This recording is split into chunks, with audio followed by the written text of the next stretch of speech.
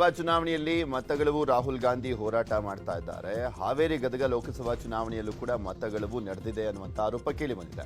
ಈ ಕುರಿತಂತೆ ಬಸವರಾಜ ಬೊಮ್ಮಾಯಿ ವಿರುದ್ಧ ಪರಾಜಿತಗೊಂಡಿರುವಂತಹ ಆನಂದಸ್ವಾಮಿ ಗಡ್ಡದೇವರ ಮಠ ದಾಖಲೆ ಬಿಡುಗಡೆ ಮಾಡಿದ್ದಾರೆ. ಇನ್ನು ಕಾಂಗ್ರೆಸ್ನ ಜಿಲ್ಲಾಧ್ಯಕ್ಷ ಸಂಜೀವ್ ಕುಮಾರ್ ಮಾತನಾಡಿದ್ದು, ಮತ ಎಣಿಕೆ ಆದ ಬಳಿಕ ಚುನಾವಣಾ ಅಧಿಕಾರಿಗಳಿಗೆ ದೂರು ಸಲ್ಲಿಸಿದ್ವಿ.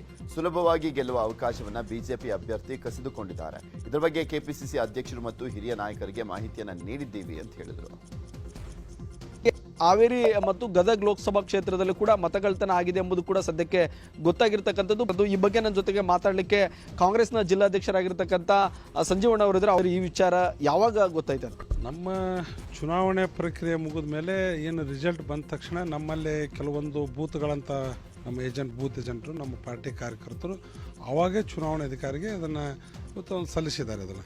ಅದರಲ್ಲಿ ಡಮ್ಮಿ ಓಟುಗಳು ಸಹ ಇಲ್ಲಿ ಮಾಡಿಸಿದ್ದಾರೆ. ಸಾಕಷ್ಟು ಸುಮಾರು 79,731 ಓಟುಗಳು ಇಲ್ಲಿ ಮಿಸ್ ಮ್ಯಾಚ್ ಆಗ್ತಾ ಇದ್ದಾವೆ.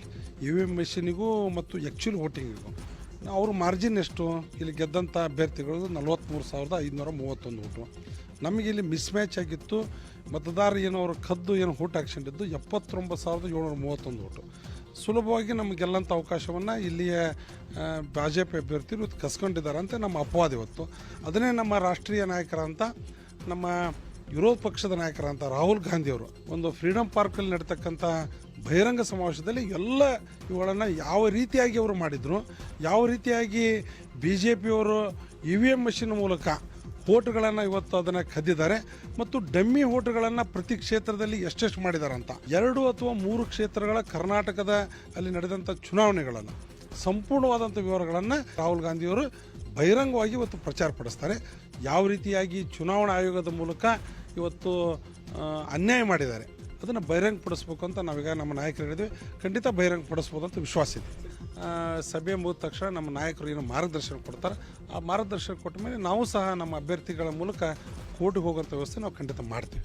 ಇವು ಎಲ್ಲ ಕ್ಷೇತ್ರಗಳಲ್ಲಿ ನಡೆದಿದೆ ಅಂತಲ್ಲ, ಎಲ್ಲಿ ಪ್ರಮುಖವಾಗಿ ಸೋಲುವಂಥ ಏನು ಅಭ್ಯರ್ಥಿಗಳು ಪ್ರಮುಖ ನಾಯಕರಿದ್ದರು ಅವರು ಇದನ್ನು ಚುನಾವಣಾ ಆಯೋಗವನ್ನೇ ದುರುಪಯೋಗಪಡಿಸಿಕೊಂಡಿದ್ದಾರೆ ಅಂತ ನಮ್ಮ ಒಂದು ಆರೋಪ ಇದೆ. ಇದು ಸದ್ಯಕ್ಕೆ ಅಧ್ಯಕ್ಷರು ಹೇಳ್ತಾ ಇರುವಂಥ ಮಾತು. ಹಾವೇರಿಯಿಂದ ನಾಗರಾಜ್, ನ್ಯೂಸ್ 18 ಕನ್ನಡ.